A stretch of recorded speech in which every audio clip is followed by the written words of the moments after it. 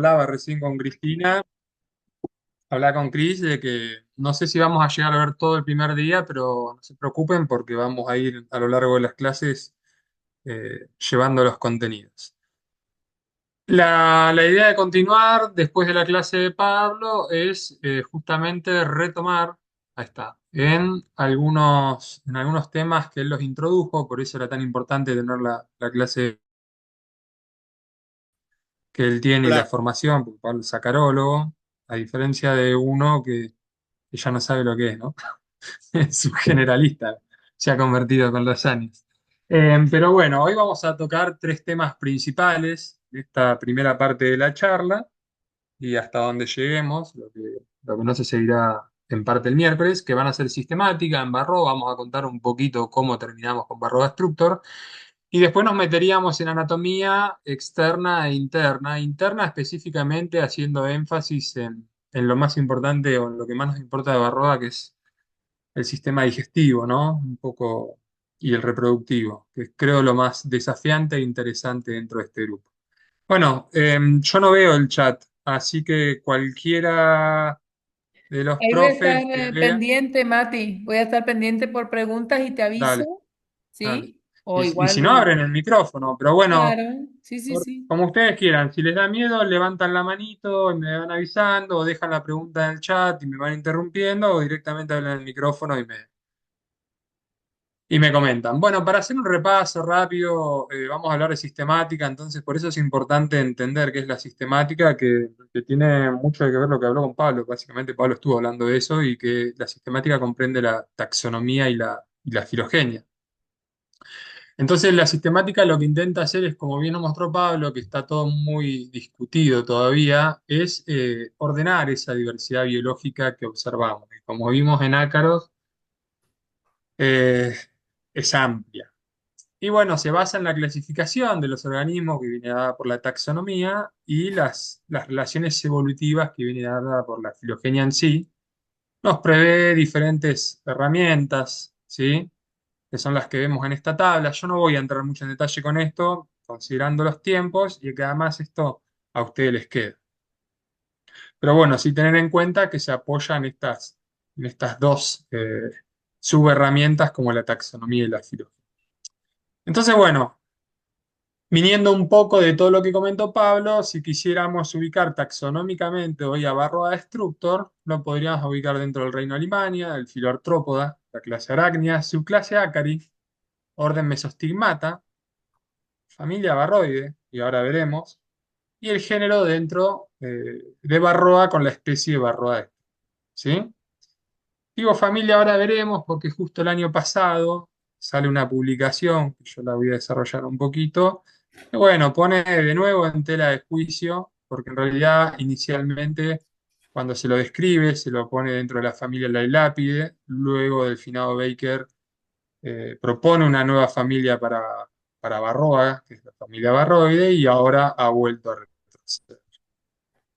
Esto es un poco lo que estaban viendo anteriormente. Barroa destructor está dentro de los mesostigmátidos. Esta, de hecho, se la robé a Pablo, dentro del grupo Parasitiformes, la subclase Acaria, Acari. Y bueno, Barroa, el género Barroa lo podemos dividir en seis especies. Cuatro pertenecientes, o mejor dicho, el género. La familia Barroides se distribuye en dos géneros y seis especies. Un género que es Varroa, propiamente dicho, donde tenemos cuatro especies de ácaros, hoy ya identificadas, como Varroa destructor, Jacobsoni, Varroa underwoodi y Varroa rindereri. Y un género diferente que, si mal no recuerdo, Pablo mostró una de estas especies, que es Eubarroa ginai y Eubarroa wonsiri, ¿sí? Que obviamente habitan diferentes especies de abejas. Pero bueno, hablemos un poquito de lo que fue toda esta construcción del conocimiento vinculado a Borroa Jacobson y después a Borroa Destructor.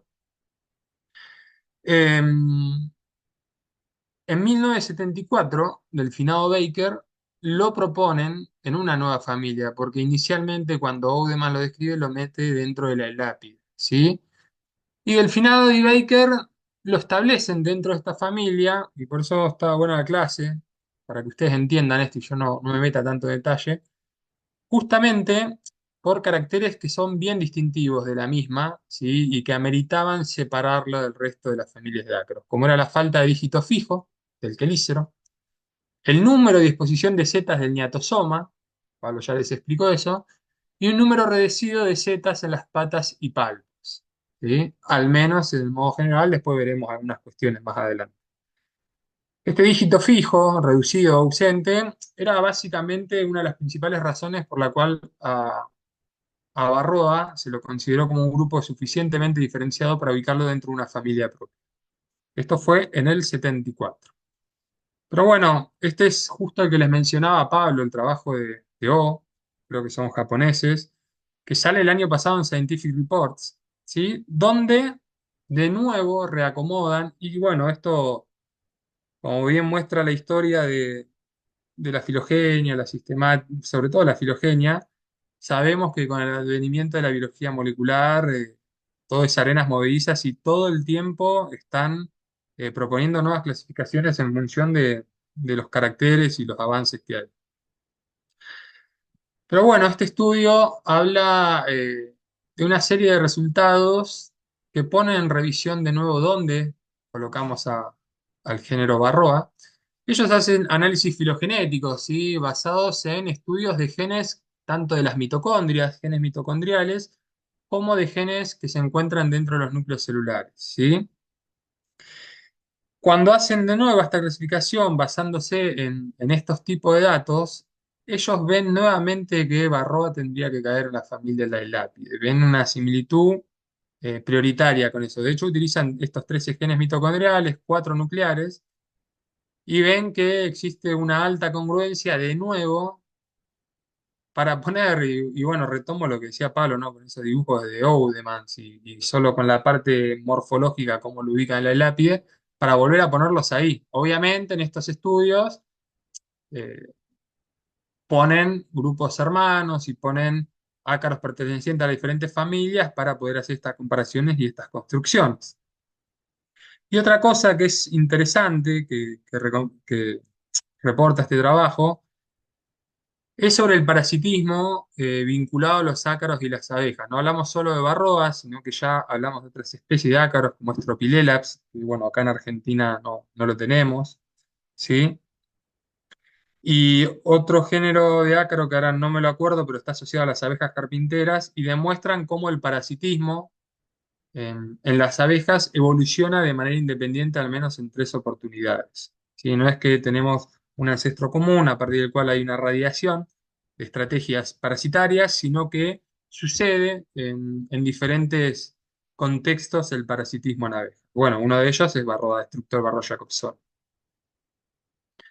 Entonces, bueno, a partir de este estudio, que va a estar disponible también, por si después lo quieren leer en profundidad, se propone formalmente relegar a Barroide al rango de subfamilia, como Barroine, dentro de la Elápide, ¿sí? Habrá que ver los próximos trabajos que salgan a partir de ahora, si van a hacer caso no fui para atrás, a este trabajo, porque es muy reciente, que es un poco lo que pasa si uno hace el paralelismo con Nosema, ¿no? Que todavía está discutido y creo que este año o el año pasado sale un nuevo trabajo donde parece que de nuevo la reclasificación de Nosema, cambiando a otro género que es Bairomorpha, empieza a tomar más fuerza. Bueno, eso es toda una discusión y es lo que pasa actualmente con los avances de la biología molecular y, y su interacción con la morfología.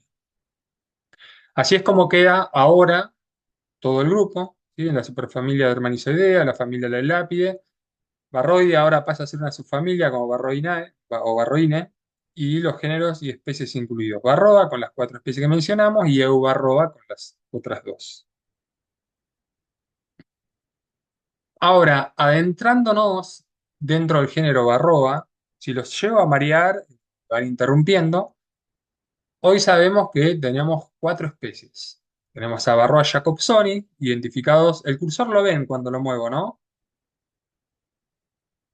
Sí, sí, Sí, muy bien. sí, Perfecto. está chiquito, pero se ve bien. Sí, no, yo no me di cuenta de agrandarlo, pero bueno, encima yo estoy medio chicato también. Barro Jacobsoni, identificado en 1904 en Apis cerana, ¿sí? Las fotos representadas por las A y B. Barroa Rindereri, identificado en el 96 en Apis koyesnikovi, y en Apis dorsata, ¿sí? Con las fotos E, acá abajo. Barroa Underwoodi, identificado en 1987 en Apis cerana Necal, la foto F es el más chiquitito de todos. Y Barroa Destructor, como lo conocemos nosotros, identificado en el 2000 por el trabajo de Anderson y Truman, en Apis cerana y en Apis mellifera, o sea que este parasita las dos especies de abejas. Y está representado en las fotos de la derecha por las seis. Ahora bien, todos los que estamos acá sabemos que cuando vamos a la bibliografía y encontramos trabajos antes del 2000, sobre todo trabajos donde trabajan con Apis mellifera y donde se trabaja en las Américas y en Europa, vemos que se nombra a Barroa Jacobsoni. Bueno, esos trabajos en realidad hoy sabemos que la especie de ácaro en realidad es Barroa destructor, pero hasta ese momento se asumía que el mismo ácaro que la misma especie de ácaro que había sido descrita por Oudemans en 1904, Java o Indonesia, era la que estaba distribuida de manera cosmopolita o mundialmente. Entonces, sin querer aburrirlos mucho, vamos a hacer un poquito de historia, ¿sí? El que encuentra estos ácaros, en realidad, parasitando a Apis cerana en 1904, es Edward Jacobson, ¿sí? Que era un naturalista. Iba a usar la palabra frustrado, pero bueno, él había querido seguir toda la parte, quería haber sido biólogo y no pudo, pero era conocido por Oudemans, era conocido de Oudemans. Entonces, cuando él encuentra estos ácaros, que son muy poquitas muestras, se la manda, que vivían en el mismo país, a Oudemans y él hace la primera descripción. Y en esta primera descripción describen a la especie. Este es el trabajo, de hecho, estas son las fotos que mostraba Pablo hoy, creo que son las mismas que mostraba, ¿sí? Para estas más chicas. Y esta es la primera publicación donde se describe un nuevo género y una nueva especie parásita de la subclase Acari, ¿sí? Este si lo buscan está, yo se lo puedo poner. Esto fue en 1904, entonces reporta una nueva especie de ácaros parasitarios de abeja, denominado Barro Jacobsoni, que lo encuentran hembras del ácaro en Apis cerana, en Java, solo 5 hembras, ¿sí? De Barro Jacobsoni, y en este punto se desconocían las larvas, pues veremos por qué, protodeutoninfa y trito, si quisiéramos. Después, la clase que viene hablaremos de la biología reproductiva. Y proponen que probablemente se encuentran en el nido de abeja. Y fíjense lo que les decía, lo ubican en la familia Lailapi, a partir de los caracteres morfológicos. Ya en 1974, o sea, 70 años después, Delfinado Baker proponen esta nueva familia que era lo que veíamos hoy, donde básicamente se apoyaban en estos caracteres distintivos. ¿Sí? Bueno, en el 84, 10 años después, Delfinado Baker, uno de los mismos autores del trabajo anterior, logra identificar los estadios inmaduros de Varroa jacobsoni, y ahora vamos a hacer un hincapié en algunas cositas, y empiezan a describir a los mismos, ¿sí?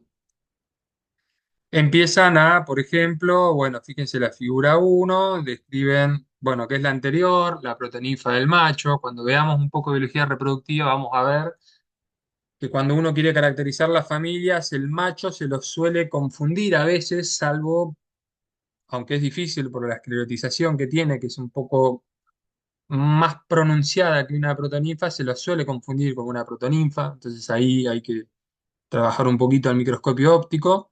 Pero bueno, empieza a, por ejemplo, la figura 5 creo que era, esquematiza el quelícero del macho, estos son los de las hembras, en diferentes creo que esta es de la hembra adulta.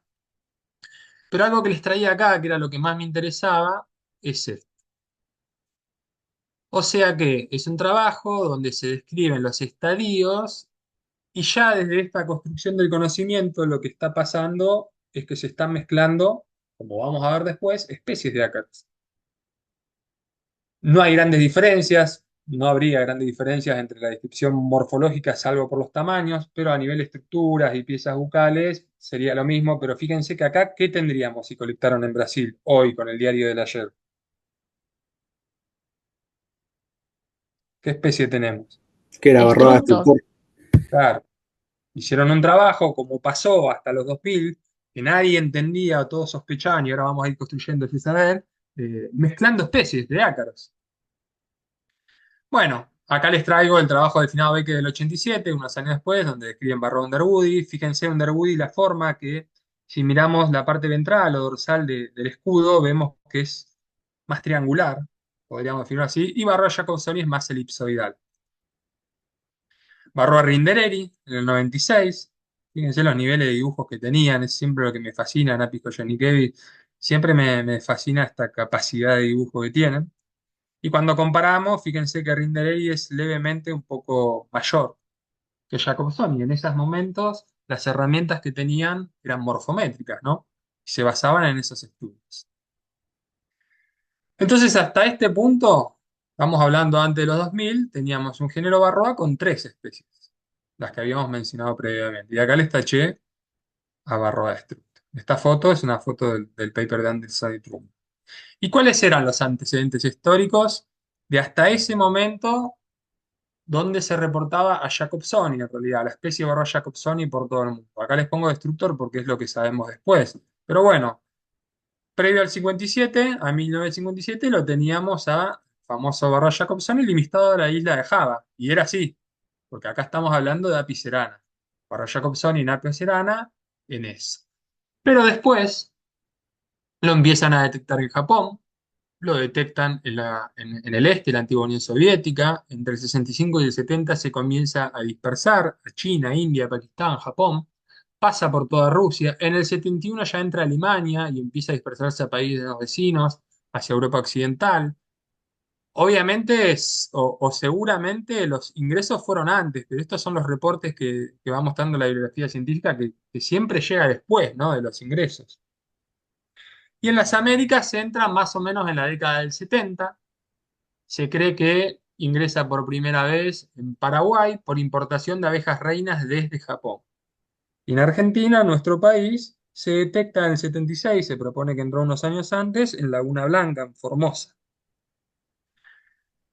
Este es un mapita interactivo que si ustedes lo buscan acá, que después van a poder ver, en realidad mostraba, esto está creado en la década del 2000, creo, y va mostrando cómo va avanzando Barroa, ¿no? Y acá mostraba los lugares ausentes. Hoy sabemos, por ejemplo, que en estos lugares donde se marcaba que ya no estaba, ya entró, lo quisieron controlar, en Australia, por ejemplo, y no lograron, ¿no? Hoy ya eh, tiraron la toalla y lo toman, eh, y en África, en algunos lugares, como ya un parásito permanente. ¿Qué nos demuestra esto? Que Barroa es altamente exitoso, ¿sí? Y hablaremos de esto en una de las actividades y también en la de efectos parasitarios de Barroa. Bueno, este es un trabajo que lo vamos a poner a disposición, que publicamos el año pasado. Es un review que habla un poco de abejas sobrevivientes a Varroa en Latinoamérica. Eh, pero bueno, en una de sus secciones fuimos documentando un poco cómo fue la distribución de Varroa en las Américas, sobre todo en América del Sur, Centroamérica, incluido México, ¿sí? Esta era una tabla que venía a este trabajo. Acá pusimos algunos países, lo que mostraba es que no teníamos datos de Ecuador, algunas citas y algunos lugares también que hemos puesto. Y bueno, después la pulimos un poco porque algunos de estos trabajos no estaban validados por publicaciones, pero bueno, para mí creo que resulta importante porque muchas veces hay información que queda en los congresos que por diferentes motivos no van a las revistas, porque no es prioridad de los autores, pero muestra un poquito cómo fue el avance de Varroa Destructor en las Américas. Entonces, ustedes no me ven, pero yo estoy moviendo la barrita esta que me vuelve loco. No sé cómo esconderla Profe, por debajo. perdón, Sí, una pregunta. Manuel. Eh, sí, ¿qué tal? Vos habías dicho que cuando Jacobsoni, o Jacobson era, ¿no? Hizo la primera descripción, que había Sí. descrito Barroas de Brasil en esa época, al principio del siglo pasado. En realidad, cuando Oudemans el quien recibe esos ácaros que se los manda Jacobson. Jacobson es el que Sí. los encuentra y bueno, no era Carolo y se los manda a Odema allá por 1904. Ahí los ácaros vienen de Apis cerana, que los encuentra en Java, entonces ahí es Jacobson. El problema es que después, capaz que no te terminé de dejar preguntar y ahora por ahí decidís, pero bueno, No, después del finado Baker trabaja con las ninfas y ahí sí hay una mezcla de las dos especies. Hoy nos damos cuenta ok. haciendo este experimento. Pero bueno, esas diferencias morfológicas a nivel descendencia, no hay diferencias entre Jacobson y Destructor, o sea que no habría problema utilizar esos trabajos para comprender un poco los caracteres morfológicos que están en los estadios. No sé si me querías preguntar algo más o si había quedado No, una no, duda. porque yo he entendido como que estas muestras de Brasil eran de Jacobson y no del finado No, Baker. no, acá nosotros Ahí va. en Brasil tenemos barro Destructor. Ah, está Después bien, no, por eso. veremos qué pasa a nivel haplotipos, ¿no? Que Brasil es uno de los casos de estudio diferentes, al igual que Chile, por ejemplo. Y ahora creo que hoy les hablo de eso. Pero Dale, bueno, gracias. acá en las Américas lo que tiene que quedar claro es que lo que nosotros tenemos es destructor y vamos a ir viéndolo. Si queda alguna duda, me van preguntando. Dale, Se gracias. supone que vino con Apis, Matías, cuando introdujeron o cuando llegaron Sí, sí, sí. Sí, el Ajá, problema pasa con ok, la transhumancia. Siempre los saltos de claro. hospedador. Primero, los saltos de hospedador en Asia se generan, de ahí yo no entré con mucho detalle en eso, cuando Apis mellifera se la lleva por la transhumancia, por la búsqueda de floraciones, a lugares donde estaba Apis cerana. Entonces vos ahí lo que Mm, hiciste fue superponer dos especies de abeja y dándole claro. la posibilidad a los parásitos que están en Apis cerana a generar un salto hospedador, ¿no? Un spillover, como se le llama. Y bueno, obviamente, como no hay una historia coevolutiva entre ambos, Apis mellifera no tuvo la posibilidad de frenar, que eso después lo Ujú. vamos a ver durante el curso, eh, la capacidad reproductiva del ácaro y bueno, todo se complejizó con el movimiento de hormonas por parte del productor. Ajá, Acá, ok. a las Américas, cuando importan reinas de Apis mellifera, desde Japón hacia acá se hipotetiza eso, que llegan a Paraguay y a partir de ahí se disemina por todas las Américas. Ajá, ok. Bueno, entonces seguimos avanzando. Antes de los 10.000 teníamos a Borrell Jacobson y Apis cerana, lo que veníamos viendo, y acá les pongo un signo de pregunta en Apis mellifera, porque acá empiezan los líos. Acá para el 2000 ya, decimos, en el 72 entra a Paraguay y salían publicaciones, Borrell Jacobsoni en abejas africanizadas, Borrell Jacobsoni en Argentina, etcétera, etcétera. Pero ¿qué pasa? Muchos autores, muchos de estos, de los que habían publicado los trabajos anteriores, notaban diferencias morfológicas y posteriormente, con el acceso a la biología molecular, diferencias genéticas, ¿sí? Siempre comparando, entre comillas, poblaciones de Varroa jacobsoni y siempre comparando entre especies de abejas. Y además notaban diferencias en la virulencia, ¿sí? Entonces, ¿qué veían? Que había ácaros parasitando Apis cerana más chicos que los de Apis mellifera a nivel escudo dorsal, veían diferencias en las virulencias, veían diferencias en cómo colapsaban las colonias de abeja de Apis mellifera en contraposición con las de Apis cerana que no colapsaban. Y después con el advenimiento de la biología molecular, cuando empezaban a estudiar algunos marcadores genéticos a nivel de ADN mitocondrial, generalmente la región COX-1, veían diferencias, veían una separación en esas secuencias, como dice ahí, de un 6,7%, bueno, no importa el porcentaje, pero diferencias genéticas al fin entre poblaciones de ácaros parasitando las dos especies de abeja. Entonces eso empezó a generar sospechas que estamos viendo. Entonces acá estos trabajos yo se los traigo porque forman la parte de la historia, hoy ya, fíjense, bueno, 99, 89. Fíjense, Lilia Guzmán, este es un grupo americano, donde empezaban a identificar a través de morfometría especies de barroa infestando abejas, las empezaban a separar, ¿sí? A las especies. Hablaban de variaciones geográficas en Barroa Jacobsoni. No entendían qué pasaba, ¿no? Y trataban de dilucidar en parte por qué ese resultado diferencial en la supervivencia de las colmenas. Ya brasileros, ¿no? El grupo de González en ese momento, después lo siguió de Young, hablaba de los efectos del clima y la raza, algo que hoy sabemos que tiene mucha importancia, pero dentro de un contexto eh, que contempla varias aristas. Sabemos que el clima tiene efectos en la dinámica de Varroa, sabemos que el linaje y la subespecie, por decirlo mejor, tiene efectos. Tenemos el caso específico de las abejas africanizadas, que muchas de ellas muestran rasgos de resistencia a Varroa. Y bueno, y todo eso generaba un cóctel de resultados diferenciales en lo que correspondía a la supervivencia. ¿Por qué? Porque veían que en Apis cerana las colonias no se morían por Varroa, veían que en Apis mellifera se morían o no. Y digo se morían o no dependiendo de si era un híbrido, por ejemplo, y si estamos hablando de las abejas africanizadas. Entonces todo eso iba generando sospechas. Recién en el 95 aparece este primer trabajo también de americanos, donde empiezan con ampliación polimórfica al azar de ADN y empiezan a haber diferencias genéticas, ¿sí? Comparando poblaciones de ácaros colectados en Apis cerana sobre ácaros colectados en Apis mellifera. Acá Rosenkrantz escribe un review eh, utilizando, yo soy muy molesto con esto, pero bueno, la palabra tolerancia es un error hablar de tolerancia, es un error dependiendo de lo que explicamos después.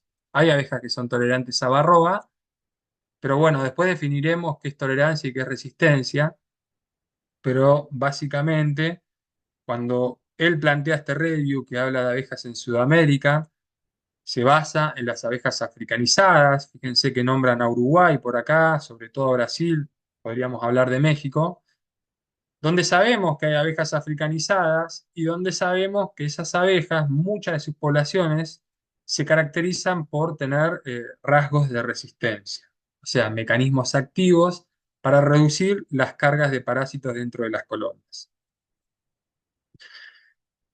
Lilia Guzmán nuevamente empieza a abordar la biología molecular y empieza a hablar de dos genotipos de Barro-Jacobsoni en Estados Unidos. Fíjense los años, 99. En un par de años empiezan a salir cada vez más estos trabajos de genética. Acá aparece Anderson, fíjense, estamos hablando del 98, se publica. Dennis Anderson, uno de los autores, uno de los australianos, que después sacan en el 2000 el trabajo de Varroa, eh, donde reporta la nueva especie en Varroa destructor. Fíjense de nuevo, Anderson y Fuchs. Acá ya empiezan a hablar de dos poblaciones genéticamente distintas con habilidades reproductivas contrastantes en Apis mellifera. De nuevo, de Guzmán, ¿sí? Habla de la evidencia de origen de Varroa jacobsoni y habla como de dos tipos de Varroa. Lo que quiero que quede claro hasta ahora es que cada vez que hablamos de Varroa, en estos estudios para las Américas, lo que estaban viendo era Varroa destructor.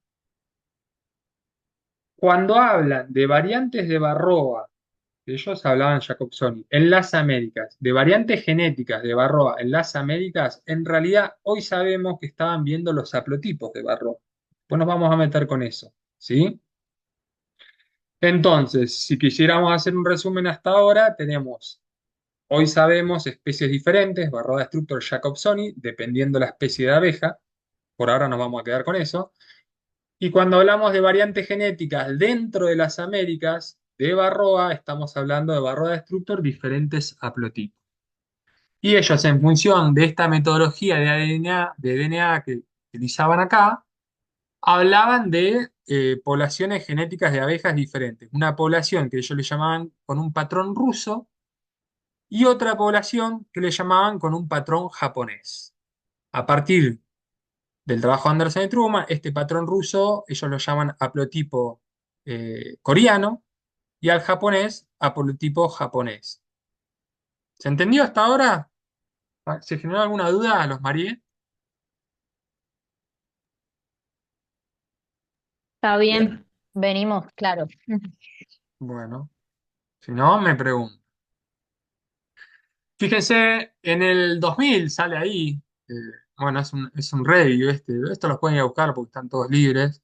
Eh, ya lo invitan a Anderson de la biología para que hable un poco de esto que era un cocoliche, nadie entendía mucho y trataba de poner en orden todas estas variaciones y toda esta confusión que se generaba al tomar como una única especie a Varroa y con tantas salidas diferentes en lo que es la susceptibilidad de las colonias de abejas. Y fíjense, ya acá define, ¿sí? En este review, la palabra haplotipos, las introduce por primera vez y habla de sus sinónimos en la bibliografía, como el patrón ruso o el genotipo ruso, ¿sí? El haplotipo japonés. Estas dos, esta y esta, reportadas en Apis mellifera, ¿sí? Y esta, en Java, que lo vamos a ver en otra clase en Papua Nueva Guinea, es Jacobsoni, ¿sí? Y acá ya pone un asterisco y avisa, nuevas especies serán propuestas para los haplotipos coreano y japonés y pronto van a salir publicadas en el experimento de la Playa Carology, que es el paper del 2000. Entonces acá ya empieza a allanar el camino para decir, bueno, muchachos, estábamos hablando de dos especies diferentes, ambas que provienen de Apis cerana, que solo una genera el salto hospedador, o sea, teníamos Destructor y Jacobsoni parasitando Apis cerana, muy limitadas, habían coevolucionado, que cuando los apicultores mueven colmenas de Apis mellifera donde estaba Apis cerana, allá en Indonesia, genera el salto hospedador, solo uno logra colonizar, o al menos hasta ese momento, que es Varroa destructor, y dentro de Varroa destructor tenemos variantes genéticas, varios haplotipos, ¿sí? Y solo dos logran reproducirse en Apis mellifera. Esto deriva en este trabajo. Varroa jacobsoni, como se lo llamaba hasta ese momento, es más de una especie, con los dos australianos. Entonces, luego de recolectar muestras de diferentes partes del mundo, varias de Sudamérica, varias de las Américas, ellos terminan reportando 18 haplotipos, ¿sí? Que son variantes de ADN mitocondrial, dentro de lo que se llamaba Varroa jacobsoni. Y dicen, ojo, que de estos 18 haplotipos, estas 18 variantes de ácaros que se diferencian en una porción de su ADN mitocondrial, estos 5 son una especie diferente, estos 5 haplotipos. Y de estos 5 haplotipos, que los llaman Varroa destructor, o nueva especie, nuevo género, solo dos logran colonizar Apis mellifera. El resto solo se queda en Apis cerana. O sea que el haplotipo japonés y coreano va a parasitar tanto Apis mellifera como Apis cerana. El nepalés, el chino y el vietnamita solo en Apis cerana. Y todos estos quedan subordinados o identificados como haplotipos dentro de Varroa jacobsoni, ¿sí? Que se reproducen solo en Apis cerana.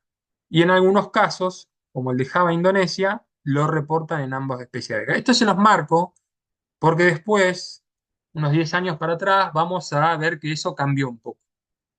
Y ya vamos a llegar a eso en otra clase. Bueno, en el 2005 sale un trabajo de, creo que acá me olvidé de poner, pero creo que son de Estados Unidos, si bien está Lecomte, que es francés, de Solignac, donde habla un poco de la estructura genética de estos clones japonés y coreano y aporta información interesante a todo esto. ¿Qué investigan estos autores? Bueno, ellos querían entender cómo y cuántas veces el ácaro Varroa destructor se adaptó, o sea, produjo este salto hospedador, ¿sí? Y encuentran diferentes cuestiones interesantes. Identifican los dos linajes clonales que ya conocemos, internamente muy homogéneos, que lograron colonizar Apis mellifera y reproducirse. Estos son el tipo Corea, que sería el haplotipo coreano, y el tipo japonés, que sería el haplotipo japonés. El coreano es el que hoy está distribuido en casi todo el mundo, y el japonés está limitado, estamos hablando de Apis mellifera, a algunos puntos puntuales, ¿sí? Estos linajes, ellos ven que están bien definidos genéticamente y se comportan prácticamente como clones. O sea que todos los ácaros dentro de los coreanos son muy similares genéticamente, tienen una reducida diversidad genética y lo mismo pasa con el haplotipo japonés. ¿Cómo encuentran estos resultados o en qué se basan para encontrar estos resultados? Bueno, analizan 13 microsatélites y una gran parte del ADN mitocondrial, y ahí es donde ellos ven que estos haplotipos muestran casi ninguna variabilidad genética. Y la variabilidad que se ve hoy en la actualidad, 20 años atrás, que se llevó adelante este estudio, consideran que se genera posterior al salto hospedador. Si bien no es grande, estudios recientes, más entre el 2020, que que yo les he puesto, em, hablan de una cierta diversidad. Hasta en el momento de que yo publiqué este trabajo se creía que la misma era poca, pero hoy se sabe, a pesar de todo esto, eh, que la diversidad es interesante y eso tiene implicancias cuando veamos la clase de variabilidad genética. ¿Qué, a- ¿Qué se nos ocurre acá? ¿Qué proceso se nos ocurre que pasó o qué creen que tuvo que afrontar Barroa, ¿no? Que tenemos tanta o tan baja variabilidad genética? ¿Qué proceso evolutivo vinculado a la evolución? ¿Deriva genética? O algo así. Va por ahí. Lo que tenemos es que un cuello de botella severo, ¿sí? Porque tuvo que, en ese salto hospedador, con toda la diversidad genética que teníamos, solo dos variantes dentro de una especie de Barrastrutor llegaron a colonizar. Y fue tan severo eso que justamente este trabajo reporta que lo que tenemos son prácticamente clones, ¿sí? O al menos hasta ese momento es lo que se creía. Aún así, aún así, y esto también me parece que es importante, por lo menos se lo quería traer, ellos detectan algunos híbridos en las descendencias, en las F1, que son resultado de cruce entre estos haplotipos. O sea que a veces dos hembras de diferentes haplotipos que están en una misma colonia generaban infestaciones múltiples de una única celda y había cruzamiento, ¿sí? Sin embargo, la proporción era baja. Creo que en la otra se los puse, era acá, de un 10-20%, ¿no? La frecuencia de esa descendencia. Y sugieren estos autores que existe un cierto aislamiento posiótico, o sea que da incompatibilidad después de la fecundación. Y esto también es interesante en el sentido de que esto podría derivar el día de mañana, si nosotros se lo permitiéramos, porque después está el ser humano ahí interviniendo todo el tiempo con los tratamientos acaricida, en especiación, si quisiera.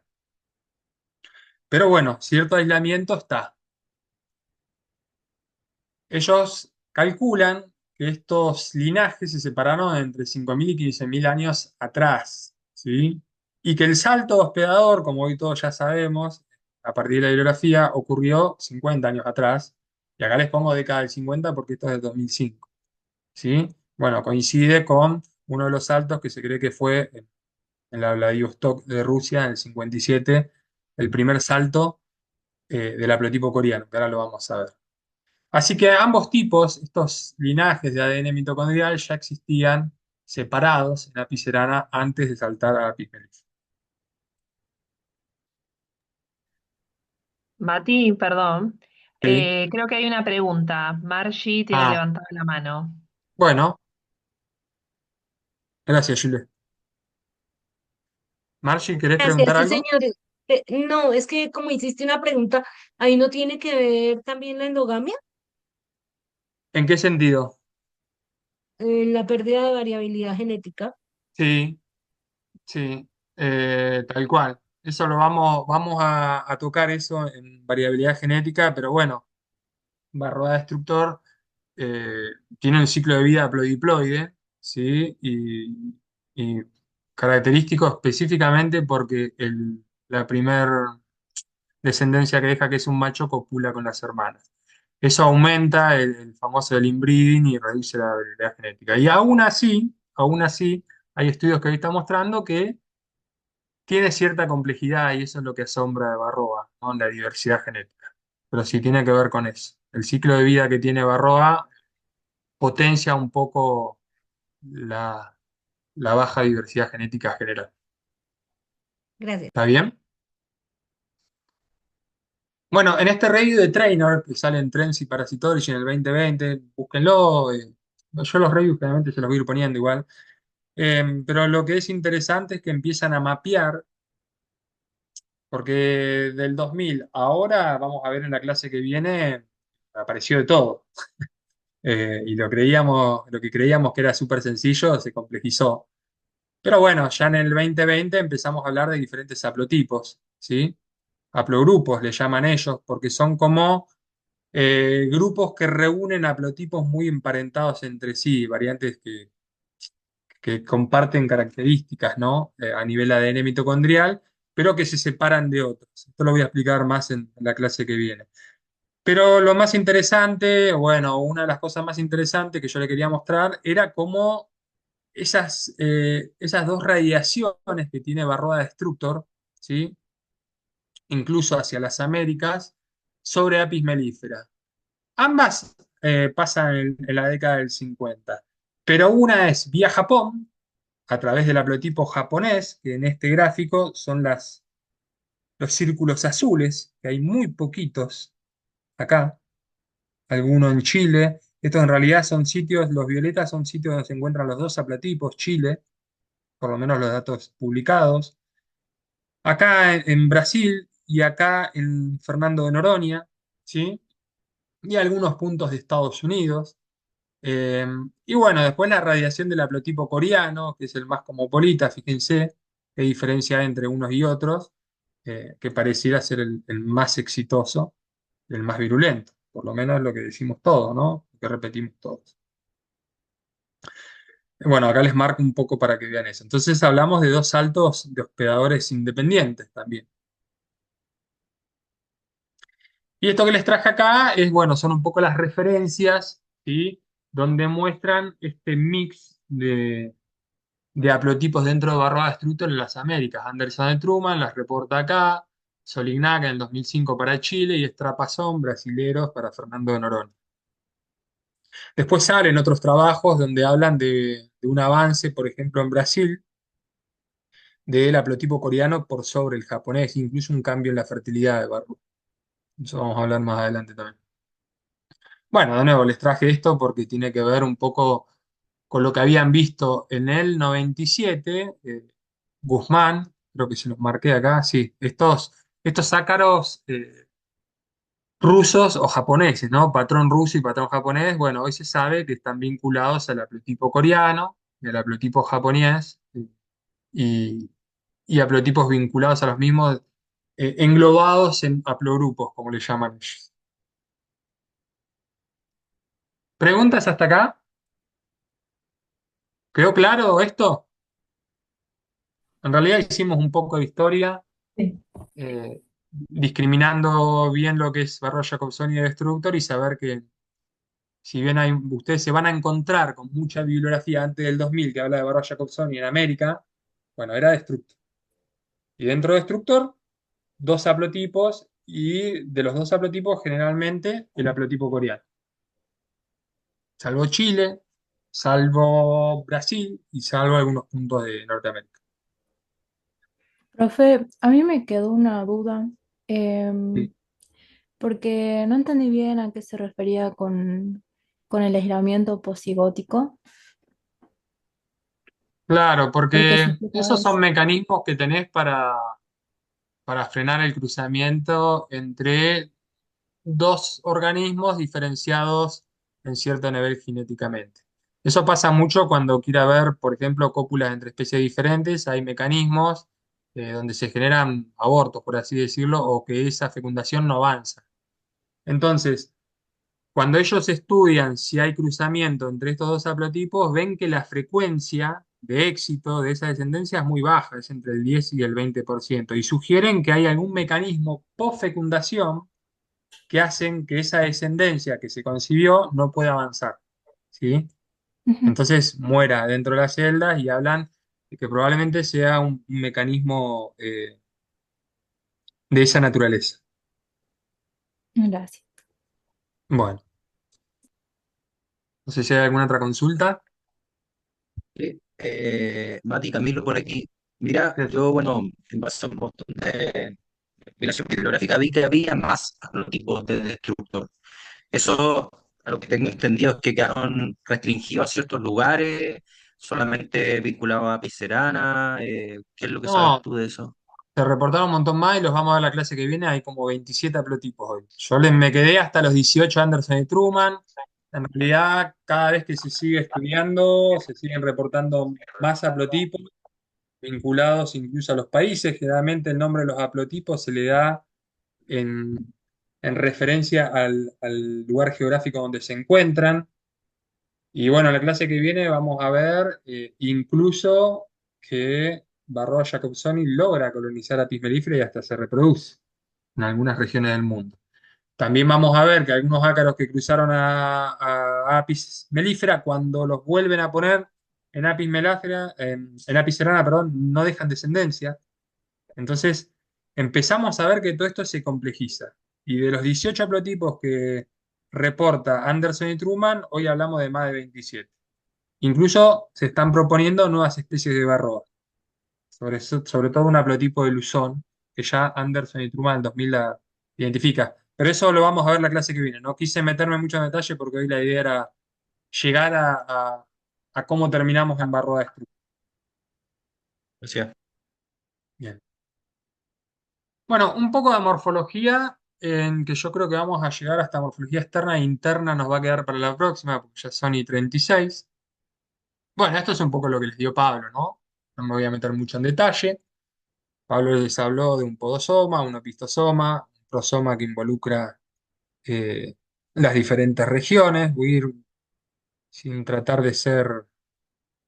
Pero bueno, tenemos un prosoma, que es la parte anterior del ácaro, un opistosoma, y el prosoma lo podríamos dividir, si quieren, en el niatosoma, que tanto énfasis hizo Pablo, y un podosoma, que es la región que lleva las patas. En Barroa estaría representado de esta manera.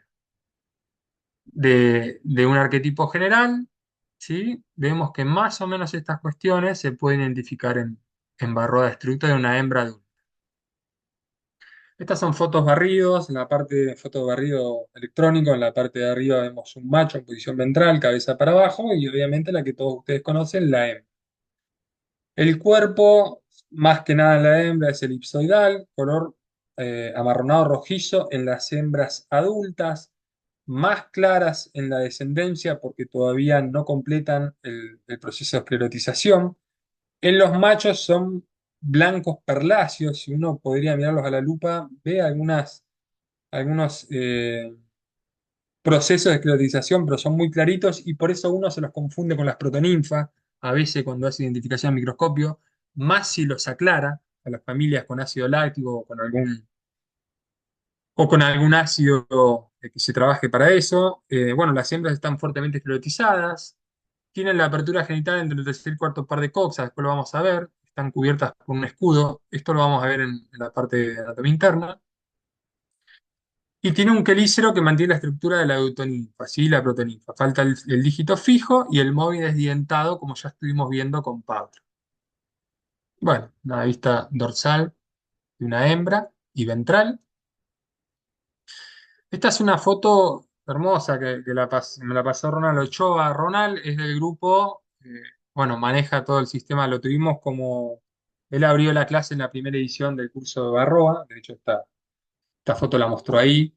Y es uno de los autores que trabajó con Ramsey en el trabajo que sacan de que proponen que Barroa no se alimenta de hemolinfa, después veremos eso, y que se alimenta solo de cuerpos grasos, o al menos prioritariamente de cuerpos grasos. Y bueno, es el que hizo todas las fotos en el trabajo de Ramsey, o por lo menos que asistió. Lo que me interesa mostrarle de acá es el cuerpo aplanado dorsoventralmente. ¿Por qué? ¿Por qué creen que es aplanado dorsoventralmente Barroa? Para evitar la fricción con el aire, poderse transportar bien pegadito a la abeja. Bien, sí. ¿Por qué más? Para meterse en la estraguita. Bien, Por también, la ¿no? celda, para meterse en la celda. Bien, bien. Entonces, Barroa tiene un cuerpo aplanado ventralmente porque le confiere ciertas ventajas que, por ejemplo, cuando está en la etapa de dispersión, ¿sí? Como bien decía Margie, muy bien, ¿no? Perdón si te cambié el nombre, pero bueno, ofrece menos fricción contra la resistencia que opone el viento durante los vuelos, para moverse mejor dentro de la celda cuando la larva ya empieza a producir su metamorfosis, y como vamos a ver, hay un trabajo muy lindo de Doncel del 94, unos franceses que hablan de todo ese comportamiento dentro de las celdas, y también para cuando se tiene que alimentar o esconderse del grooming, ¿no? Se mete ahí entre los tergos, a veces uno pasa que mira a las abejas y le cuesta ver los ácaros porque quedan bastante desapercibidos agarrado a la membrana intersegmentaria entre dos somitos entre la membrana intersegmentaria. Bueno, esto se los traigo porque si bien el exoesqueleto de Barroa es típico de todos los artrópodos. Haciendo un repaso, lo que nosotros tenemos es una lámina basal donde se apoya la epidermis, y a partir de ahí se secreta toda sustancia inerte que forma la exocutícula, o la cutícula en sí, mejor dicho, que la podemos dividir en una endocutícula, que es la que está bien adyacente a la epidermis, una exocutícula, que se caracteriza, vamos a ver, por algunas cuestiones, y una epicutícula. La exocutícula, al igual que un poco la endocutícula, tiene una serie de canales por los cuales llegan sustancias y viceversa, desde afuera hacia adentro, o se captan señales desde afuera hacia adentro, definidas por poros, ¿no? Y fíjense que existen ciertos macroporos que abren a la superficie, que dependiendo de su función reciben diferentes nombres. Esto es lo que pasa en general, pero bueno, Barroa los tiene propios sectores, ¿sí? Tiene setas, como les contaba Pablo hoy, por ejemplo, donde toman un sentido de orientación química y olfatoria súper importantes en Barroa. Y tienen otros de secreción, ¿no? De hecho, Barroa, como vamos a ver después, tiene ciertas adaptaciones que mimetizan con las abejas que parasitan el perfil de hidrocarburos cuticulares. Esta foto creo que se la robé a Camilo, ¿no? Esta foto es tuya, ¿no, Camilo? Que es la que te pedí la otra vez. Así es. Bueno, me faltó poner Camilo Ruiz Ruiz ahí. Pero como estaba de estudiante, no me va a denunciar. Bueno, esta es una foto ventral y acá muestra un poquito, estas se las puse por las placas. Y bueno, ya Pablo les dijo, ¿no? Eh, ¿Por qué creen que Barroa tiene este desarrollo de placas? ¿Qué placa era esta?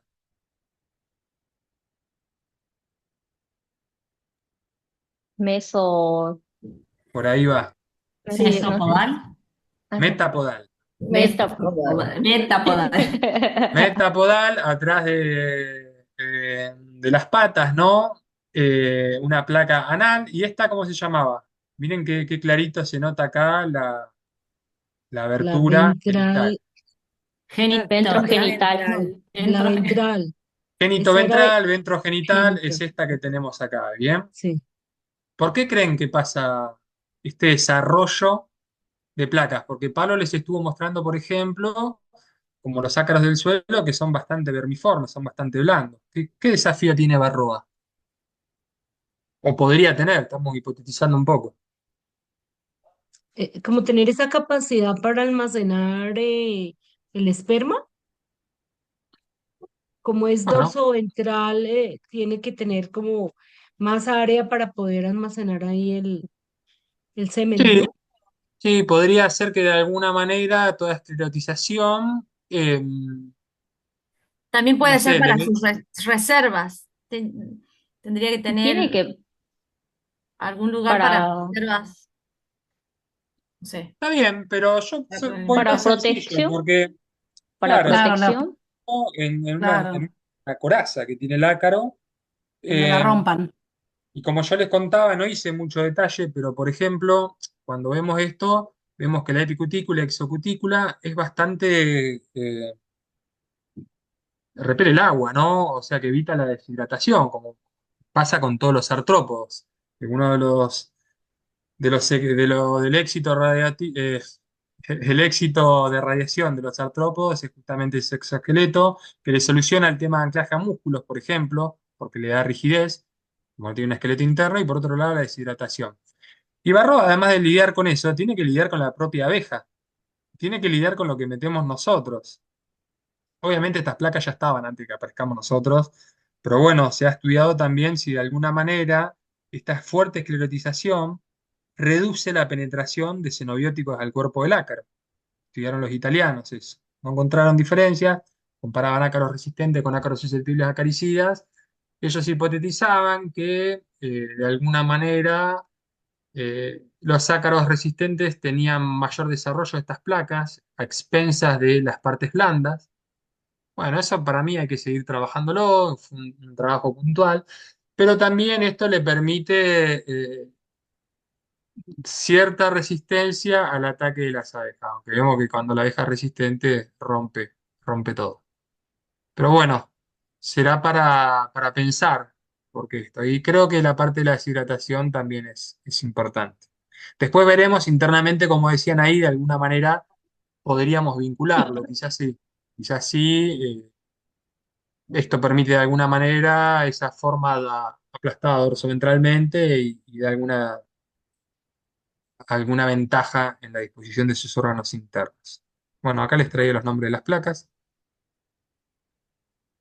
Como Pablo les decía, acá hay como acá está la abertura y esta la baja como la puerta de un castillo, ¿no? Y de hecho por acá salen los huevos, pero las aberturas genitales las deriva acá, a esta parte que lo vamos a ver la próxima clase. Bueno, algunas especializaciones de los pelos. Matías, disculpa, lo que no me ha quedado claro, la función de la placa metapodal.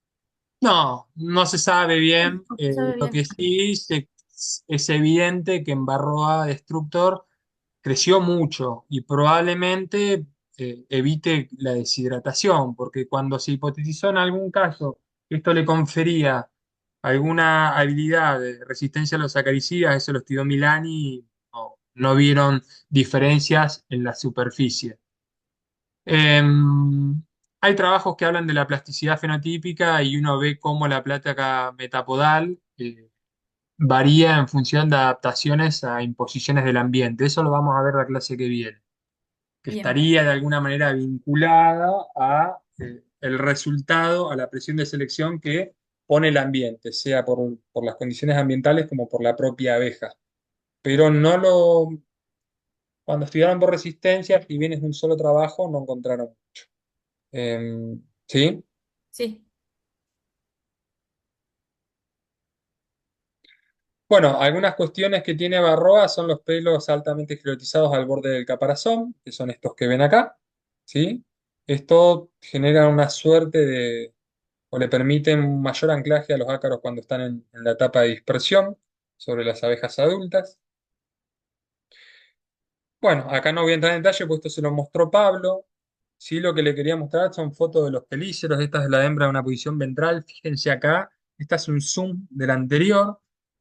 Acá está la placa esternal con las setas que les mostraba, creo que esta se las mostró Pablo, porque de hecho cuando uno identifica una protoninfa de una autoninfa aclarada a microscopio, este número de setas, acá hay un par, acá está el segundo par, tercer par, cuarto y creo que viene el quinto. Ahora no me acuerdo bien, pero la proto y la deuto, porque trito no hay, la proto tenía tres pares de setas y ya la deuto creo que tenía el cuarto y el quinto. Hay diferencias en el número de setas. Pero bueno, lo que más me interesa es que vean los quelíceros de la hembra, esto está ventral, y fíjense que acá lo que tenemos es el dígito móvil, si bien esa movilidad está reducida porque funcionan como estiletes en Varroa, y como bien decía una de las chicas, que no sé quién fue, Varroa Destructor se caracteriza por tener un aparato, estructuras bucales del tipo de succión, ¿no? Están especializados en la succión, como vamos a ver cuando veamos anatomía interna. Y el neatosoma de Barroa en la hembra, bueno, que está definido, como ya les explicó Pablo. ¿Esto qué es? ¿Qué son estas? Los palpos, Palpos, palpos. ¿Y esto qué es? los quelíceros. Quelíceros. ¿Y esto qué es entonces? Ah, no, No, esos los son palpos. quelíceros. Ah, Pal- Esos son ah, lo palpos. pot- los otros son los tarsos. No. Enactostoma. Ver par de El Ah, palpos. neatosoma es esto. Palpos Ajá, quelíceros. sí. entonces son los palpos, esos que Marta. Estos son los Esos son los palpos. palpos. ¿Y entonces esto Sí. qué son? Primer Patas. par de Patas. patas. Ah, son el primer par. Sí. Patas. El primer Sí. par de patas de Barroa. Estoy yendo para atrás, súper rápido, me parece que me fui al diablo. Que Barroa las usa como una especie de antena, ¿no? Los ácaros no tienen antenas. Acá está. Claro. Ahí están Barroa utiliza el primer par de patas porque tiene una adaptación acá que ahora la vamos a ver como una especie de antenas. Y son súper importantes los primer par de patas porque los permite orientarse dentro de la colonia de abejas. Siempre el primer par de patas lo tienen tirados para adelante. Y si ustedes prestan atención cuando están abriendo las colmenas y tiene una colmena parasitada, quédense mirándolo porque lo van a ver con las patas para adelante al ácaro, cómo camina y las maneja. Acá podemos ver el niatosoma, el primer par de patas, los palpos y fíjense los quelíceros. Las setas hipostomales que les marcaba Pablo, ¿sí? Estos son los pulvilus, que están arrancados porque este es un ácaro que se desprendió, pero es una parte de los pulvilus, o sea, la terminación en el tarso. ¿Sí? El hipostoma, acá abajo, Más acá abajo vendría el trito externo con las lacinias que no se ven. De nuevo, lo mismo. Y acá, no me acuerdo de qué trabajo era, es una foto, ¿sí? Donde se ve el dígito móvil del quelícero, que es inferior, bien dentado. Y esto es lo que hace que inserte dentro de las membranas intersegmentarias, en las abejas adultas o en la pupa en el sitio de alimentación, que es puntual en las pupas en desarrollo, o mayoritariamente es un sitio particular, rompan, secreten enzimas, que hoy preguntaban eso, generen una estructura o en realidad un medio anticoagulante y anticicatrizante y habilite los sitios de alimentación incluso para la descendencia. Y esto está conectado con un gran desarrollo de músculos y una faringe altamente muscular, como vamos a ver después. Y acá vemos, son viejas estas fotos, lo que llama mucho la atención es que hay poco de esto. Acá tienen un campo fértil que, bueno, si lo comparan uno con la biología molecular, eh, creería que es más económico para trabajar. Fotos de Barroa, por lo menos actualización. Acá vemos un macho en posición ventral, esto es como si estuviera el ano por acá abajo, ¿no? Posición ventral, y los quelíceros, ¿se acuerdan que hoy le mostraba a Pablo como con unos canales? Pucha. Este es el quelícero, el dígito móvil del Barroa, con la estructura tubular, que es el que lleva a su abertura genital para agarrar los paquetes de esperma y depositarlo en la abertura genital de la hembra. Bueno, y no tengo mucho más Estamos bien, ¿no? Sí, ya estamos casi en hora, pero les voy a terminar la parte de morfometría, perdón, de anatomía externa. Algo que me interesa que sepan, que conozcan, es el órgano de Pitt. ¿Este lo habían escuchado en Barroa? ¿Alguien había leído de esto? No, yo no. No, no. Bueno, el órgano de Pitt es una modificación, es una adaptación que tiene el primer par de patas, súper importante porque es clave en la orientación del ácaro y en la reproducción del ácaro, y se ha demostrado cómo interviene. Es una estructura sensorial, está localizada en los tarsos, ¿sí? Del primer par de patas, funciona como un quimioreceptor altamente especializado y tiene una analogía con el órgano de Haller de las garrapatas, que tiene algo muy similar. Las funciones que tienen es detectar compuestos volátiles que emiten las abejas, que las detectan como cairomonas, reconocer el estadio de cría apropiado, ¿sí? Y seleccionar la abeja huésped adecuada. Con respecto a la invasión, que acá interviene, por esto las cairomonas, también vamos a ver cuando veamos biología reproductiva que hay otra serie de señales físicas que juegan con la decisión del ácaro de si debe parasitar una celda o no. Este es un trabajo de Hiller que muestra un poco. Acá lo tenemos como ventral y de frente a nosotros. ¿Esto qué es? Si tiene pelos, Los palpos. Palpos. Palpos. palpos. Los Los quelíceros palpos. están acá, que no se ven bien, pero acá están los Abajo. quelíceros. Upa. ¿Y esto entonces qué es? Los primer par de patas uno. patas. La primera par de pata con los pulvilus, que son unas estructuras membranosas que vienen después del tarso, que les sirven como sopapa. Y acá está el órgano de Hall, en la base del primer par de patas, o sea, en los tarsos del primer par de patas, en la base de los tarsos. Fíjense, con aumento, ¿qué es? Es una modificación del exoesqueleto, es como una depresión, con un montón de sensilas de pelos modificados sensoriales. ¿Cómo creen que se dieron cuenta o cómo ustedes tratarían de demostrar que esto interviene, por ejemplo, en la invasión de las celdas para reproducirse? ¿Qué harían ustedes? A ver, repetí la pregunta. ¿Cómo se les ocurriría a ustedes demostrar en un ácaro vivo eh, que esto influye en la decisión del ácaro de infestar una celda en L5? Darle el primer par de pata. Sí. ¿Quién dijo? ¿Quién habló ahí? Tu Yo. becario, Vamos, Cristian. Cristian Macepa. exacto. Hacen Han de hecho todo estudios. allá.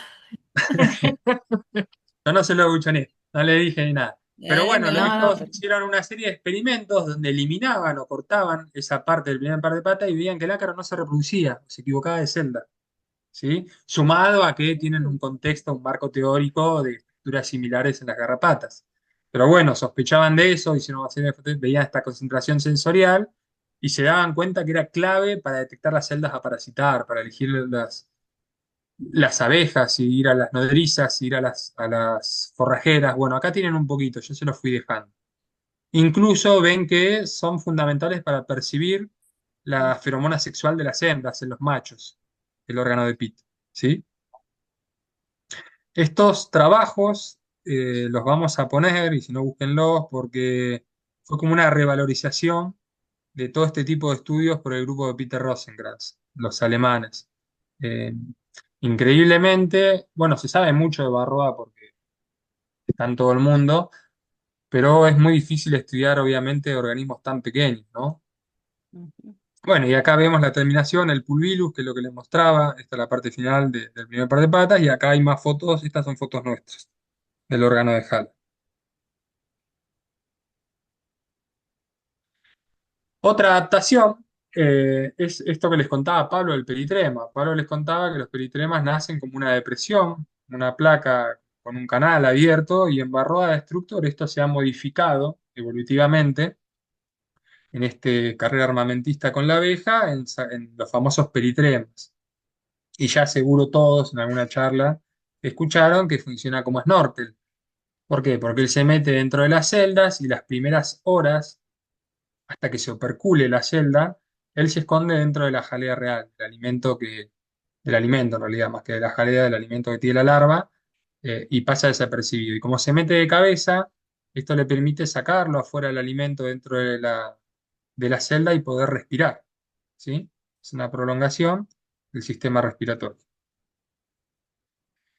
Bueno, y acá arrancamos con anatomía interna, pero entiendo que están fusilados, así que voy a dejar de compartir.